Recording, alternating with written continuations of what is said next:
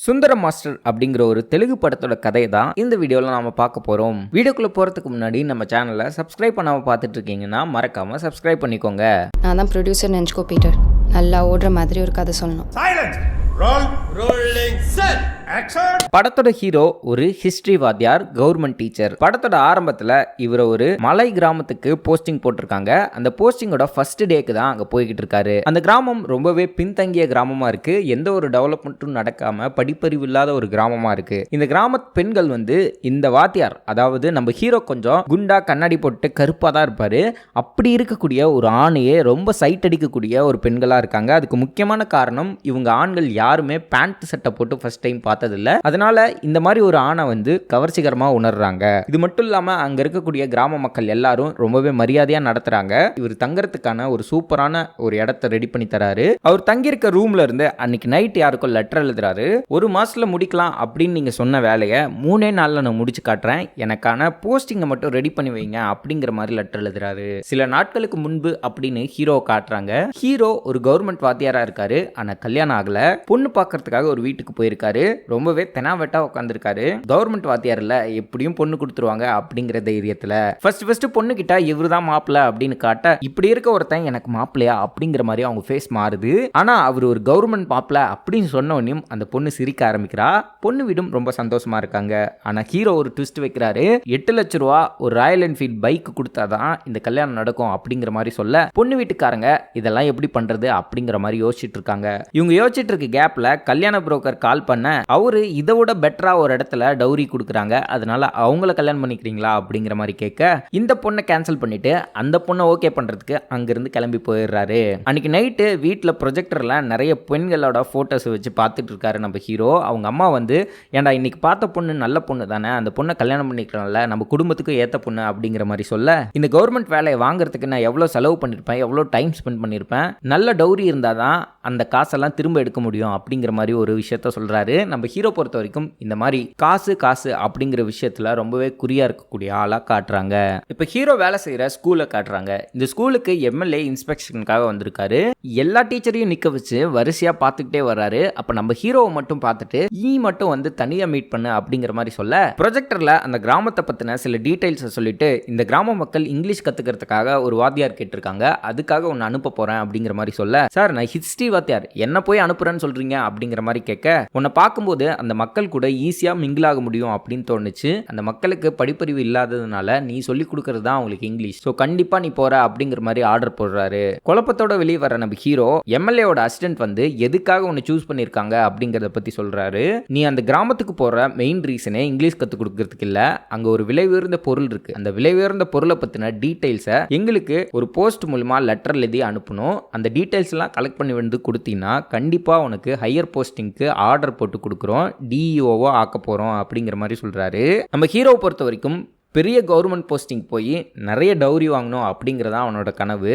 இந்த DEO post மட்டும் நமக்கு கிடைச்சிச்சு அப்படின்னா ஒரு ராயல் என்ஃபீல்டு ஒரு 10-15 லட்சம் வரைக்கும் டவுரியை தேர்த்திடலாம் அப்படிங்கிற மாதிரி யோசிக்கிறாரு நம்ம ஹீரோ. இப்படிதான் இந்த கிராமத்துக்கு இவர் சேர்ந்திருக்காரு அப்படிங்கிற மாதிரி காட்டுறாங்க. ஹீரோவுக்கு கிராமத்தோட முதல் நாள் காலையில எந்திரிச்சதுக்கு அப்புறம் பல்லு விளக்க ஆரம்பிக்கிறாரு. ஊர் மக்கள் யாருமே பிரஷ் பண்ணி பல்லு விளக்குனது கிடையாது. இவர் பிரஷ்ஷை பார்த்து ஆச்சரியமா எல்லாரும் பார்த்துட்டு இருக்காங்க. அந்த கிராமத்தில் இருக்கக்கூடிய நிறைய ஆரோக்கியமான உணவுகளை வச்சு இவருக்கு உணவு பரிமாறுறாங்க. எல்லாத்தையும் சாப்பிட்டு ஹீரோ பாடம் நடத்தலாம் அப்படின்னு சொல்லிட்டு சின்ன பசங்க எல்லாம் கூப்பிட பெரியவங்களும் பாடம் கவனிக்கிறதுக்காக வர்றாங்க. கிளாஸ் ஆரம்பிக்குது. ஹீரோ இன்னைக்கு கொஞ்சம் இங்கிலீஷ் வார்த்தைகளை சொல்லி தரலாம் அப்படின்னு முடிவு பண்றாரு. ரொம்ப வளவலன்னு பேசிட்டு இருக்கிறதுனால அங்க இருக்க சின்ன பசங்க எல்லாம் இங்கிலீஷ்ல அவருக்கு ரிப்ளை கொடுக்குறாங்க, சீக்கிரம் கிளாஸ் ஆடுங்க அப்படிங்கிற மாதிரி. ஓ, உங்களுக்கு ஏற்கனவே இங்கிலீஷ் தெரியுமா, அப்போ என்னோட வேலை ஈஸியாக போகுது, சரி வாங்க இன்னைக்கு சின்ன சின்ன வார்த்தைகளை பார்ப்போம் அப்படின்னு சொல்லிட்டு ஆப்பிள், கேமல் இந்த மாதிரி சொல்லி கொடுத்துட்டு இருக்காரு. இப்போ டாங்கி அப்படின்னு சொல்ல டாங்கியோட ஸ்பெல்லிங் தப்பா எழுதிருக்கிறது தான் அந்த மக்கள் கவனிக்கிறாங்க. ஆக்சுவலா ஹீரோ டாங்கியோட ஸ்பெல்லிங்கை கரெக்டாக தான் எழுதியிருப்பாரு. ஆனால் அந்த மக்களை பொறுத்த வரைக்கும் டாங்கியோட ஸ்பெல்லிங் இது இல்லையே அப்படிங்கிற ஒரு டவுட் வருது. இங்கிலீஷ் தெரியாத ஒருத்தர் இங்கிலீஷ் டீச்சரா நம்மளை ஏமாத்த பார்க்குறாரு அப்படின்னு சொல்லி தூக்கிட்டு போய் மரத்தில் கட்டி வச்சு அடிக்க போறாங்க. உண்மையாலுமே எனக்கு இங்கிலீஷ் தெரியும், இங்கிலீஷ் தெரிஞ்சதான் வந்திருக்கேன் அப்படிங்கிற மாதிரி ரொம்பவே கன்வின்ஸ் பண்ண ட்ரை பண்றாரு. ஆனா அந்த ஊர் தலைவர் உனக்கு இங்கிலீஷ் தெரியுமா இல்லையா அப்படிங்கறத ஒரு டெஸ்ட் வச்சு கண்டுபிடிப்போம், அது கொஞ்ச நாள் டைம் தர்றோம், அப்படி நீ அந்த டெஸ்ட்ல ஃபெயில் ஆயிட்ட அப்படின்னா கண்டிப்பா உன்னை கொலை பண்ணிடுவோம் அப்படிங்கிற மாதிரி சொல்றாங்க.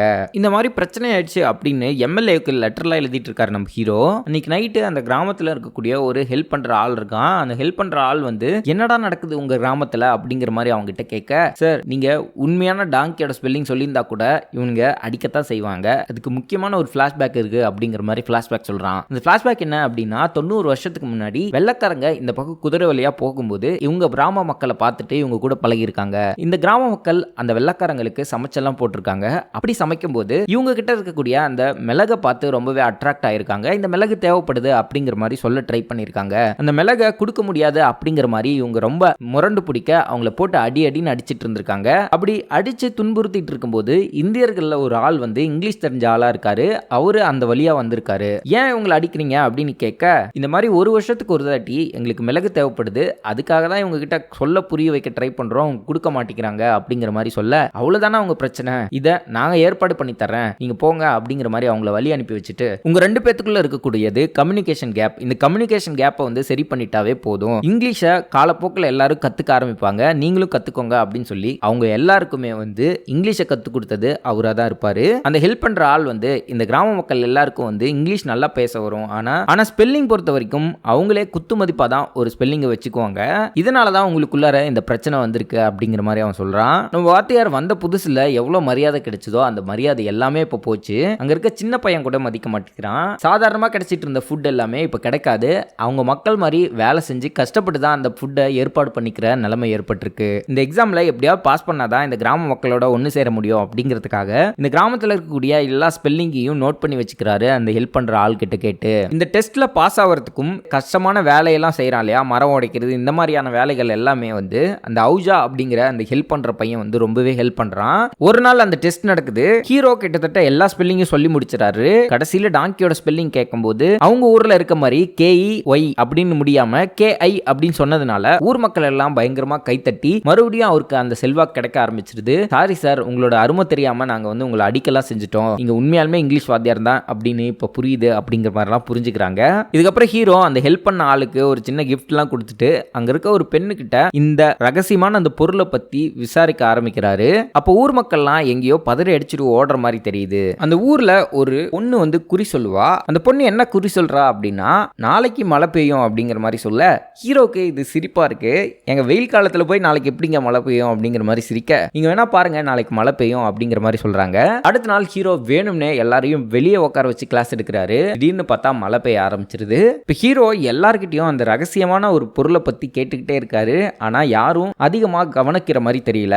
ஃபர்ஸ்ட் ஒரு பையன் ஹெல்ப் பண்ணா இல்லையா, அவன் என்ன சொல்றான் அப்படின்னா, எல்லார்கிட்டயும் கேட்டீங்க என்கிட்ட கேட்டீங்களா அப்படிங்கிற மாதிரி கேட்க, ரகசியமான ஒரு பொருள் இருக்கு அப்படிங்கிறது வந்து ஒரு சிலை தான், அது ஒரு சாமி சிலை, அது வந்து இந்த மரத்துல அந்த கல்லுக்கு பின்னாடி இருக்கும், அந்த கல்லுக்கிட்ட இருக்கிறது தான் அந்த ரகசியமான சிலை அப்படிங்கிற மாதிரி சொல்ல, ஹீரோவும் அதை பார்க்கறதுக்காக போய் பார்க்குறாரு. ஆனா அங்க அந்த சிலை இல்ல.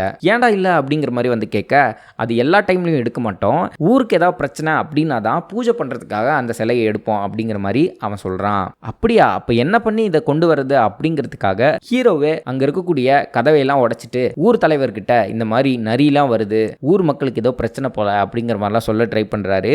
ஆனா அந்த ஊர் தலைவர் நரி வருதா, அதுக்கு பாதுகாப்புக்கு ஆள் போடுறேன் அப்படிங்கிற மாதிரி சொல்றாரு. இந்த மாதிரி நிறைய பிளான் போட இந்த பிளான்ஸ் எதுவுமே ஒர்க் அவுட் ஆக மாட்டேங்குது.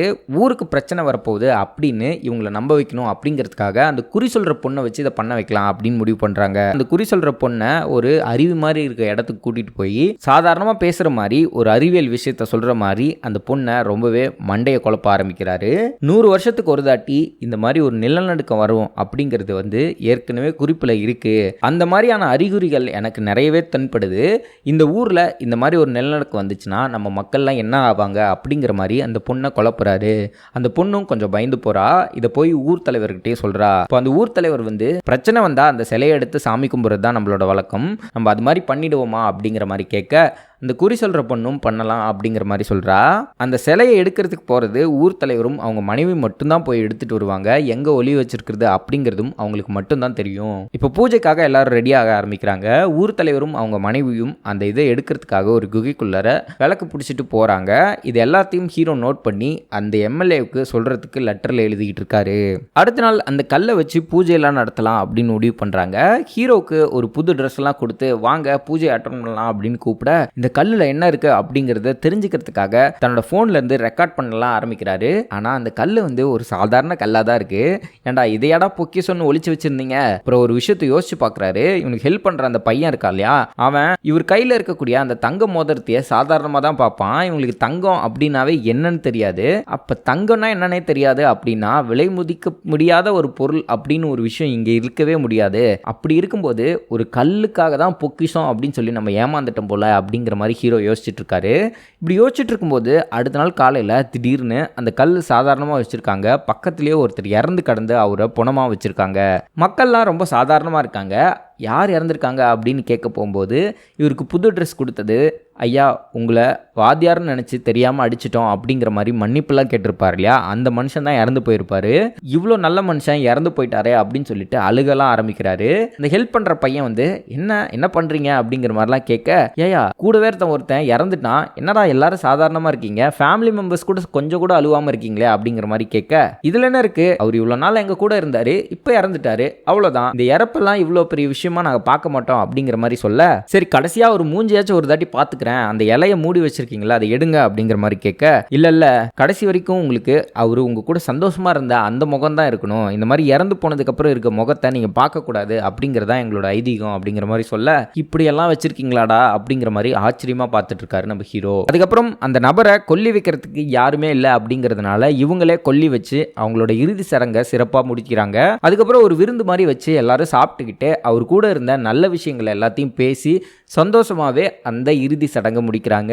இது எல்லாமே ஹீரோக்கு ஆச்சரியமா இருந்தாலும் ஹீரோவும் அவர் கூட இருந்த பேசின நினைவுகள் எல்லாம் நினைச்சுக்கிட்டே சாப்பிட்றாரு. அதுக்கப்புறம் அன்னைக்கு நைட் ஹீரோ தன்னோட போனையே ப்ரொஜெக்டரா யூஸ் பண்ணி கிரிக்கெட் மேட்ச் பார்த்துட்டு இருக்காரு. இந்த கிரிக்கெட் மேட்ச் பார்க்கறத வந்து அந்த ஹெல்ப் பண்ற பையன் வந்து பார்க்கறான். இங்கிலாந்துக்கும் இந்தியாவுக்கும் ஒரு மேட்ச் நடக்குது, இந்த மேட்சை தான் பார்த்துட்டு இருக்கேன் அப்படின்னு சொல்ல, இங்கிலாந்துனா நம்மள வெள்ளையர்கள் ஆண்டாங்கல்ல அவங்களா அப்படிங்கிற மாதிரி கேட்க, ஆமா அப்படிங்கிற மாதிரி சொல்றாங்க. உடனே ஊர் மக்கள் எல்லாம் திரட்டி இந்தியாவுக்கும் இங்கிலாந்துக்கும் ஒரு ஃபைட் நடக்குது, அதை வந்து பாருங்க அப்படிங்கிற மாதிரி காட்டுறான். ஆக்சுவலா அவங்கள பொறுத்த வரைக்கும் இது கிரிக்கெட் மேட்ச் இல்ல, அதாவது சுதந்திரத்துக்கு முன்னாடி இருந்த நினைவுகளை யோசிச்சுக்கிட்டு மக்கள் எல்லாம் உட்காந்து கிரிக்கெட் மேட்சை பார்த்துட்டு இருக்காங்க. ஆக்சுவலா அந்த மேட்ச்ல யுவராஜ் சிங் 6 அடிச்சிருப்பார் இல்லையா, 6 6 அடிச்சிருப்பார்ல, அந்த மேட்ச் தான் பார்த்துட்டு இருப்பாங்க. அது ஒரு கிளிப்பிங் மாதிரி தான் ஓடும்.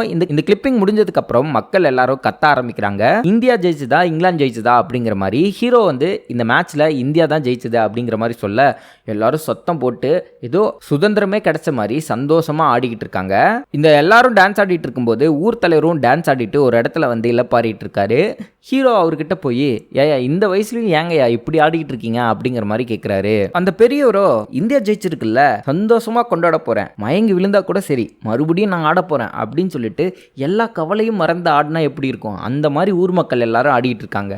இதெல்லாம் பார்க்க இந்த மாதிரி எவ்வளோ நாள் ஆச்சு நம்ம சந்தோஷமா இருந்து, எல்லா ஹெட் வெயிட்டும் நம்ம தலையில தான் இருக்கு அப்படிங்கிற மாதிரி யோசிச்சுக்கிட்டே ஒரு இடத்துக்கு நடந்து போறாரு. அங்க ஒரு வயசான ஆள் படுத்துக்கிட்டு உடம்பு குறைச்சியா அப்படிங்கிற மாதிரி கேட்கிறாரு. இந்த வயசான ஆள் பார்த்தீங்கன்னா படம் ஃபுல்லா அங்கங்க வந்து உடம்பு குறைச்சியா அப்படிங்கிற மாதிரி கேட்டுக்கிட்டே இருப்பாரு. ஆக்சுவலா ஹீரோ பொறுத்த வரைக்கும் உடம்பு குறைக்கிறது அப்படின்னா அவரோட பிசிக்கல் பாடி அப்படின்னு நினைச்சிட்டு இருப்பாரு. ஆனா அந்த வயசானவர் வந்து உன்னோட மனசுல இருக்கக்கூடிய உன் தலையில இருக்கக்கூடிய ஹெட் வெயிட்டை குறைச்சிட்டியா அப்படிங்கிற கேள்வியை தான் கேட்டிருப்பாரு. ஹீரோ இந்த இடத்துல இந்த மாதிரி சந்தோஷமா இருந்த நாட்கள் என்ன அப்படிங்கிற மாதிரி யோசிச்சு பார்க்கறாரு. சின்ன வயசுல கிரிக்கெட் விளையாடும் போது ஏதோ 1-2 தாட்டி வந்து மலையெல்லாம் நனைஞ்சிட்டு கிரிக்கெட் விளையாண்டுருக்கோம், அதுதான் நம்மளோட சந்தோஷமான நாட்கள். அதுக்கப்புறம் வாழ்க்கையில இந்த மாதிரி கவர்மெண்ட் ஜாப் போகணும், இந்த மாதிரி வந்து ஒரு பொண்ணை கட்டிக்கணும், இவ்வளோ டவுரி வாங்கணும், இந்த ராயல் என்ஃபீல்ட் இந்த பைக் வாங்கணும் அப்படிங்கிற எல்லா ஈகோயிஸ்டிக் மென்டாலிட்டியும் நமக்குள்ளார இருக்கு. ஆனால் இந்த மக்கள் சின்ன சின்ன விஷயத்துக்கெல்லாம் இவ்வளோ கொண்டாடுறாங்க, சந்தோஷமா இருக்காங்க அப்படிங்கிறதெல்லாம் யோசிச்சு பார்த்துட்டு அந்த டான்ஸ் ஆடுற இடத்துக்கு போய் மறுபடியும் டான்ஸ் ஆட ஆரம்பிக்கிறாரு. திடீர்னு மழை பெய்ய ஆரம்பிக்குது. மக்கள் எல்லாரும் ஓரமா போய் ஒதுங்க ஆரம்பிக்கிறாங்க. ஆனா ஹீரோ மட்டும் அந்த மலையில நனைஞ்சுக்கிட்டே ஆட ஆரம்பிக்கிறாரு. இதை பார்த்து ஊர் மக்கள் எல்லாம் திரும்ப வந்து ஆட ஆரம்பிக்கிறாங்க. கொஞ்சமா அழுதுகிட்டே ஆடுறாரு அப்படிங்கிறத அந்த பெரியவர் கண்டுபிடிக்கிறாரு. அந்த பெரியவர் கண்டுபிடிச்சதுக்கு அப்புறம் ரூம்ல தனியா வந்து ஏன் தம்பி ஆடும்போது அழுதிங்க அப்படிங்கிற மாதிரி கேட்க, இந்த ஊர்ல எல்லாருமே வந்து எந்த பிரச்சனையும் இல்லாம ரொம்ப சந்தோஷமா இருக்கீங்க.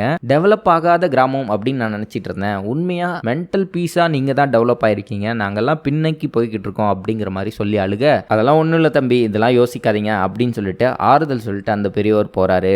இந்த ஊருக்கு வரும்போது ஹீரோ அந்த சிலையை பத்தின இன்ஃபர்மேஷனை சொல்றதுக்காக தான் வந்திருப்பாரு. இந்த மக்களோட நல்ல மனசை பார்த்ததுக்கு அப்புறம் இந்த மக்களுக்கு தப்பு பண்ணக்கூடாது அப்படின்னு நினைச்சிட்டு நம்ம கொடுத்த இன்ஃபர்மேஷனால அங்க இருக்க சிலை திருடு போயிருக்கா இல்லையா அப்படிங்கிறத பார்க்கறதுக்காக அந்த சிலையை பார்க்கறதுக்காக அந்த கோயிலுக்குள்ள போறாரு. அங்க போறத வந்து அந்த ஊர்ல இருக்கக்கூடிய அந்த ஹெல்ப் பண்ற பையன் பார்த்துறான். அப்புறம் அந்த சிலையை தேடி பார்க்கறாங்க. அந்த சிலையும் அங்க இல்ல. அப்ப ஹீரோ தான் அந்த சிலையை எடுத்திருக்கான் அப்படிங்கிற மாதிரி பஞ்சாயத்து கூடுது. பஞ்சாயத்தில் என்ன சொல்கிறாங்க அப்படின்னா, நீங்கள் இதை எடுத்திருப்பீங்க அப்படிங்கிற துளி சந்தேகம் கூட எங்களுக்கு வரல. ஆனால் நாளைக்குள்ள இந்த சிலை வந்து திரும்ப எங்களுக்கு கிடைக்கல அப்படின்னா கண்டிப்பாக ஊர் சொல்லக்கூடிய தண்டனை உங்களுக்கு கிடைக்கும். உங்கள் உயிர் கூட போகலாம் அப்படிங்கிற மாதிரி தீர்ப்பு வந்துடுது. ஹீரோ என்ன பண்ணுறாரு அப்படின்னா, இந்த ஹெல்ப் பண்ணுற பையன் மூலியமா ஒரு லெட்டரை எழுதி அந்த எம்எல்ஏக்கு போடுறாரு. ஆக்சுவலாக அந்த எம்எல்ஏவோட ஆட்கள் தான் அந்த கல்லை எடுத்திருப்பாங்க. இந்த இடம் எங்கே இருக்குது, அந்த பொருள் என்ன, அந்த சிலை எங்கே இருக்குது அப்படிங்கிற இன்ஃபர்மேஷனை அப்பப்போ ஹீரோ கொடுத்துட்டு இருந்ததுனால இந்த இன்ஃபர்மேஷன் தெரிஞ்சுக்கிட்டு எம்எல்ஏவோட ஆட்கள் வந்து நைட் டைமில் திருடிட்டு போயிருப்பாங்க. திருடிட்டு போனதுக்கு அப்புறம் எம்எல்ஏ அந்த கல்லை பார்த்துட்டு, இது என்னடா வெறும் கல்லா இருக்கு, இந்த கல்லை வச்சு என்னத்துக்குடா போகும் அப்படிங்கிற மாதிரி பார்த்துட்டு அந்த ஏஜென்ட்டை வர சொல்லி இதில் ஏதாவது காசு பார்க்க முடியுமா அப்படிங்கிற மாதிரி பார்க்குறாரு. ஆனால் எந்த காசும் பார்க்க முடியாது, இதை வச்சு ஒன்றுமே பண்ண முடியாது அப்படிங்கிற மாதிரி அந்த ஏஜென்ட் சொல்லிடுறான். இதுக்கு நடுவில் அடுத்த நாள் பஞ்சாயத்து கூடுது. என்ன தீர்ப்பு வரலாம் அப்படின்னு யோசிச்சுட்டு இருக்கும்போது திடீர்னு அந்த கல் கிடைச்சிருச்சு அப்படிங்கிற ஒரு இன்ஃபர்மேஷன் கிடைச்சு அந்த கல்லை தூக்கிட்டு வர்றாங்க. இந்த கல் எப்படி கிடைச்சிருக்கும் அப்படின்னு பார்த்தீங்கன்னா, ஹீரோ கடைசியாக ஒரு லெட்டர் போட்டிருப்பாரு. அந்த லெட்டரில் வந்து எம்எல்ஏ கிட்ட இந்த கல்லில் எந்த ஒரு சக்தியும் கிடையாது, அது வெறும் கல் தான். ஆனால் அந்த மக்கள் வந்து பூஜை பண்ணாங்க அப்படின்னா கண்டிப்பாக நீ வந்து தொடர்ந்து எம்எல்ஏவாக இருக்கக்கூடிய வாய்ப்புகளை அந்த கல் உருவாக்கி தரும். இந்த மக்கள் மறுபடியும் பூஜை பண்ணதுக்கப்புறம் அந்த கல்லுக்கு சக்தி வந்துடும். அப்போ இந்த கல்லை எடுத்துகிட்டு போனால் கரெக்டாக இருக்கும் அப்படிங்கிற மாதிரி சொல்லி லெட்டர் போட்டிருப்பாரு. அதனால தான் எம்எல்ஏ இதை நம்பி அந்த கல்லை திரும்ப அனுப்பியிருப்பாரு. அந்த கல் கிடைச்சதுக்கப்புறம் மக்கள் ரொம்ப ஹாப்பியாக ஃபீல் பண்ணுறாங்க. இந்த சில மாதங்களுக்கு அப்புறம் ஹீரோ இங்கிருந்து கிளம்ப ஆரம்பிக்கிறாரு. எல்லாருக்கும் ஒரு வகையான அஃபெக்ஷன் இருக்கும். குறிப்பாக அந்த ஹெல்ப் பண்ணுற பையன் இருக்கான் இல்லையா, அவன் வந்து ஈஸியாகவே இங்கிலீஷ் நிறைய கற்றுக்குவான். இவங்க வச்சிருக்கக்கூடிய எல்லா ஸ்பெல்லிங்கும் தப்பு அப்படின்னு சொல்லி புரிய வச்சு அவங்களுக்கு வேற ஸ்பெல்லிங்கை கரெக்டான ஸ்பெல்லிங்கை சொல்லி கொடுத்துருப்பான். அதுலேயும் அந்த ஹெல்ப் பண்ணுற பையனுக்கு நல்லாவே அந்த இங்கிலீஷ் வந்திருக்கும். இவன் மூலிமா இனிமேல் நீங்கள் கற்றுக்கோங்க அப்படின்னு சொல்லிட்டு இந்த ஊர்லேயே ஒவ்வொரு விசித்திரமான ஆட்களை வந்து ஹீரோ பார்த்துருப்பாரு. அதில் குறிப்பாக காந்தி இன்னும் இறக்கல, காந்தி மேலே ரொம்ப பற்று இருக்கக்கூடிய ஒரு நபரை பார்த்துருப்பாரு. காந்தி இல்லை, அவர் இறந்துட்டாரு அப்படிங்கிற விஷயத்த ஹீரோ அவருக்கு புரிய வச்சுட்டு காந்தியோட போட்டோ ஏதாவது இருக்குமா அப்படிங்கிற மாதிரி கேட்கிறாரு. ஹீரோ அவர்கிட்ட இருக்கக்கூடிய ஒரு 500 நோட்டை எடுத்து இவர் தான் காந்தி அப்படிங்கிற மாதிரி காட்ட, அந்த 500 நோட்டை வாங்கினோனையும் அதில் இருக்கக்கூடிய காந்திய போட்டோ மட்டும் தனியா கிழிச்சு எடுத்து அவர் நெஞ்சில குத்திக்குவாரு. இதெல்லாம் ஹீரோ வந்து ஒரு மாதிரி பார்க்குறாரு. ஏன்னா நிகழ்காலத்தில் நம்ம ஊர்ல வந்து பணம் அப்படிங்கிறது எவ்வளோ பெரிய விஷயமா நம்ம பார்க்குறோம். ஆனால் இந்த மக்கள் வந்து பணம் அப்படிங்கிற ஒரு கமாடிட்டி இல்லாததுனால இவங்க எவ்வளோ சந்தோஷமா இருக்காங்க அப்படிங்கிறத பார்த்துட்டு நம்ம ரொம்ப பணத்தாசை பிடிச்சி இருக்கோம் அப்படிங்கிறதையும் நினச்சிட்டு அங்கிருந்து கடந்து போறாரு. இந்த படத்தோட கதை உங்களுக்கு இன்ட்ரெஸ்டிங்காக இருந்திருக்கும் அப்படின்னு நினைக்கிறேன். இந்த மாதிரி இன்ட்ரெஸ்டிங்கான படங்களை பார்க்கறதுக்கு இந்த வீடியோவை லைக் பண்ணிக்கிட்டு இந்த படம் சார்ந்த உங்கள் கருத்துக்களை கமெண்ட் செக்ஷனில் சொல்லுங்கள்.